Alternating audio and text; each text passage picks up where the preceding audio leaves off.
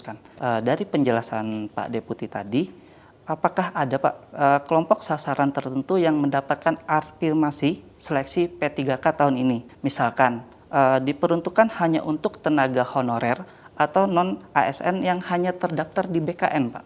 Begini, jadi berdasarkan keputusan Menpan 347, 348, dan yang lainnya, kelulusannya berdasarkan prioritas.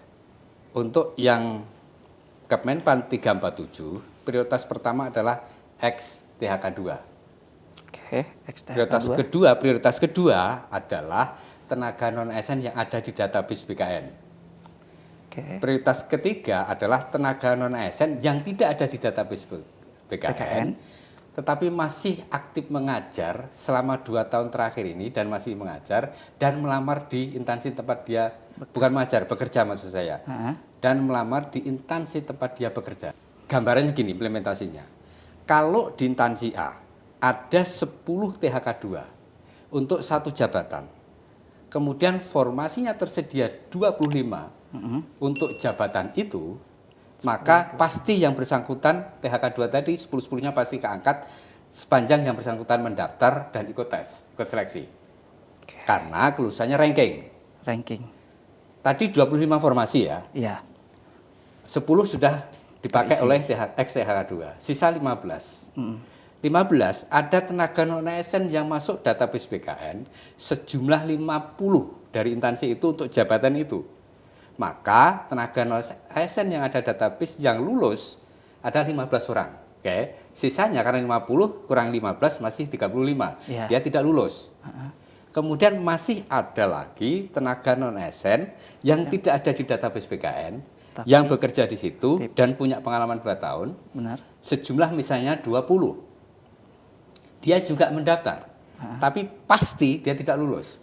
Berbeda dengan ketika ini ada 10 tenaga X-THK2, ini ada 15 tenaga non-ASN yang masuk database BKN, kemudian ada 5 tenaga non-ASN yang tidak ada database BKN tapi memenuhi syarat, kemudian formasi yang tersedia 50, diajukan 50, hampir pasti semuanya ikut tes terima. Karena 10, 15, 5, 30.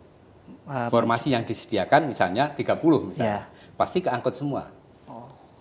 Sepanjang yang bersangkutan mereka mendaftar ikut tes. Syaratnya harus ikut tes. Berarti syaratnya itu adalah mendaftar dan ikut tes ya Pak? Tidak ada otomatis. passing grade seperti itu? Ranking.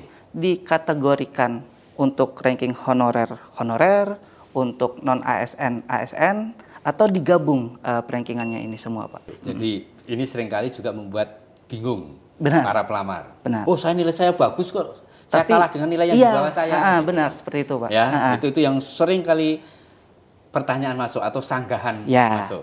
Tadi sudah saya sampaikan berdasarkan peraturan keputusan Menpan 347, kemudian 348, kayak 347 umum, 348 itu khusus guru. Kemudian berapa untuk yang 9 untuk kesehatan. Benar sekali Pak. Itu ada prioritas untuk seleksi P3K tahun 2024 ini.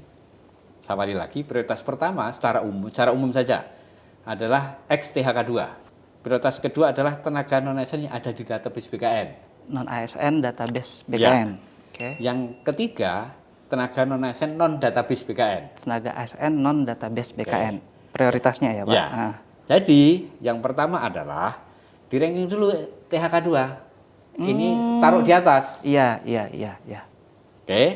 Misalnya formasinya lebih dari X-THK2 ini dan sesuai dengan formasinya atau kualifikasi pendidikan dan jabatannya, ini pasti akan keangkat semua. Oke. Yang X-THK2.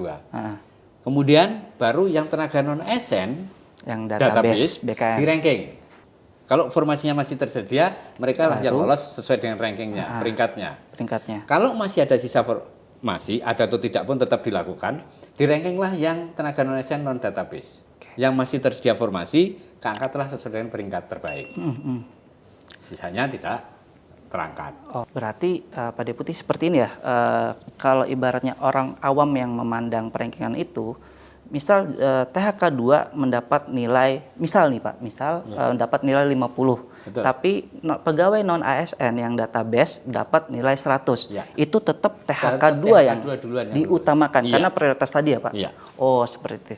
Baik. Nah, untuk guru ada tambah satu prioritas lagi. Apa itu Pak? Yang PTL. P PTL. itu memenuhi ambang batas kelulusan. Ya. Tahun TL itu tidak lulus. Tidak. Oh, oke. Jadi lolos passing grade Tetapi tapi tidak lulus. karena tidak tersedia formasi. Oh, Habis formasinya dia kalah peringkat. Ini menjadi prioritas pertama. lebih pertama lagi dari Iya. THK 2 tadi Pak Iya. ini. Oh, Itu tapi namanya pelamar prioritas. pelamar prioritas. Iya. Tapi ini hanya untuk guru berarti ya Pak? Ya, hanya untuk guru. Hanya untuk guru. Tapi Nah, pelamar prioritas ini juga di ranking dulu. oh, Untuk kelompok pelamar prioritas ini misalnya ada banyak, dilihat XTHK 2 mana dulu itu ditamakan. Kemudian tenaga non ASN database. Yang seperti itulah gitu ya. Berarti gitu. ibaratnya pelamar prioritas ini juga terbagi ada XTHK 2 Iya, seperti betul, itu lagi iya, ya Pak. iya. Nanti baru di bawahnya XTHK 2 lagi yang baru seperti itu. Iya. Oh, yang tidak ikut seleksi 2021. Benar Ya. sekali seperti itu. Atau tidak lulus tidak memenuhi nilai ambang batas kelulusan di seleksi tahun 2021. Nah, tadi Ini adalah simulasi, Bapak Ibu, simulasi mekanisme pengisian formasi berdasarkan ranking prioritas. Prinsipnya sudah saya sampaikan, tapi ini kita coba simulasikan. Jadi di suatu perangkat daerah ada 25 formasi. Ini dengan asumsi saya nyatakan kualifikasi pendidikannya sama, ya. Kualifikasi pendidikan sama. Anggap semua orang sebanyak 80 orang ini adalah pendidikannya sama. Sama-sama S1 katakanlah. Formasinya sebanyak 25 formasi.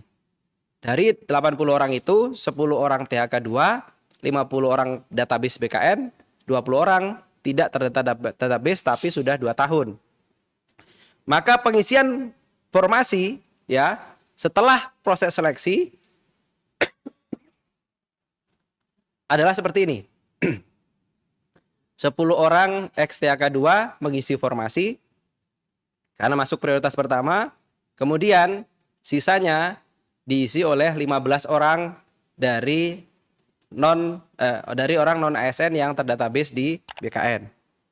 Ya. Kemudian bagaimana yang lain?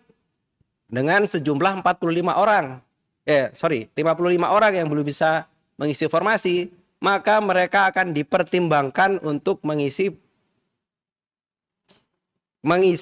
P3K paruh waktu. Ya. Kemudian apabila tersedia 35 formasi, namun pelamar hanya sejumlah 30 orang. 10 orang THK 2, 15 orang non ASN BKN, terdata database BKN, dan 5 orang tidak terdata di database. Tapi prinsipnya semuanya sejumlah 30 orang. Formasinya 35. Dalam hal 35 orang ini, 35 formasi ini dilamar oleh 30 orang dan 30 orang itu semuanya berangkat ke tempat seleksi, dia kerjakan soal-soalnya dengan benar, maka yang bersangkutan sebanyak 30 orang itu dinyatakan lolos menjadi P3K full time atau P3K yang seperti sekarang ada di Pemprov ya. Begini. Maka ada formasi kosong yang namanya sebanyak 5. Ini akan saya coba simulasikan mekanisme pelamaran berdasarkan kualifikasi pendidikan.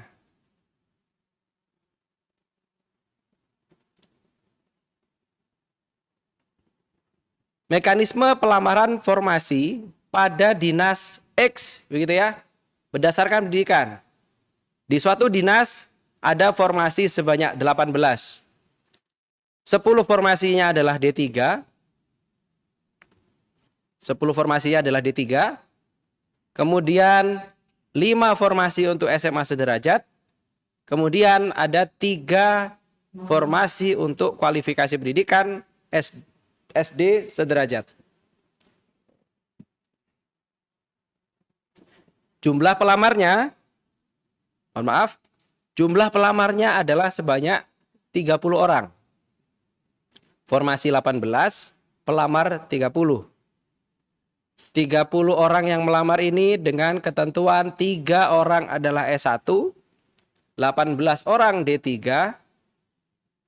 7 pelamar itu SMA, dan 2 pelamar SD.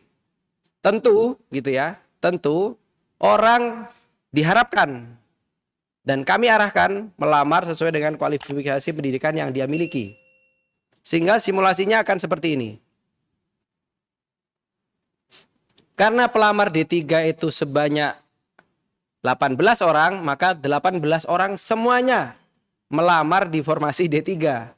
Ya, silakan melamar ke formasi D3. 7 pelamar, formasinya 5, silakan 7 orang ini tetap melamar di formasi yang sama. Jadi 7 orang melamar di 5 formasi. Kemudian untuk yang SD pelamarnya cuma 2, itu silakan melamar di formasi yang ada 3. Tapi kalau sudah begini formasinya dicek di satu tempat atau enggak. Ya, jangan 2 orang lamar di satu formasi begitu. Kalau formasinya terpisah jadi 3 ya ambil satu di sini, satu di sana gitu ya. Ya, yang SD ngelamar di SD. 2, formasi 3, kemudian pelamar 2.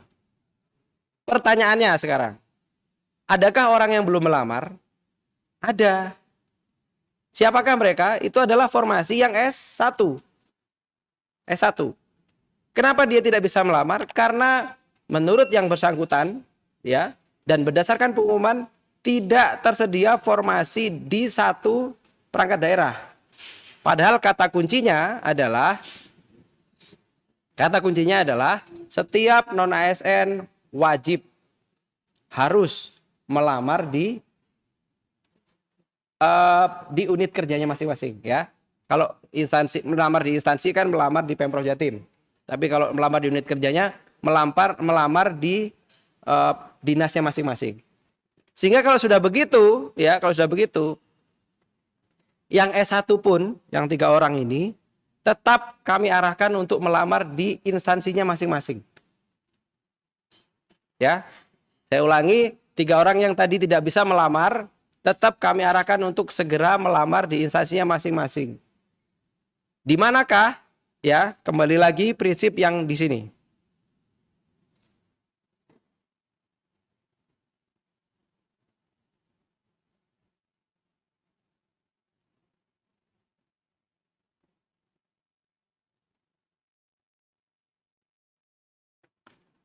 Seleksi P3K 2024 yang paling penting Bapak Ibu bukan soal lulus dan tidaknya sebenarnya. Ya, dalam hal dirangkaikan dengan proses penyelesaian non ASN. Jadi sekali lagi, seleksi P3K 2024 tidak sama dengan seleksi P3K 2021, 22, 23. Ini beda dengan proses yang sudah kita jalani dan mungkin yang akan terjadi ke depan. Ini dirangkaikan dengan penyelesaian non ASN sehingga utamakan lolos seleksi administrasi. Kepada yang tidak bisa melamar formasi P3K dengan kualifikasi pendidikan S1 tidak ada di OPD-nya, yang bersangkutan dapat melamar di formasi yang ada. Contohnya formasi di SMA. Gitu ya.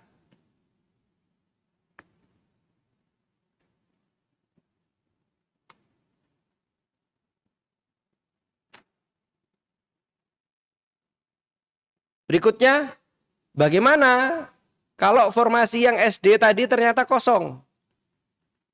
Tadi kan SD-nya formasinya 3, yang lamar 2. Yang 1 kemana formasinya? Maka formasi itu kita anggap formasi kosong. Ya, tentu kalau ada formasi kosong, kami akan lakukan pemetaan, kira-kira proses pengisiannya nanti seperti apa. Tapi formasi ini menjadi formasi yang kosong.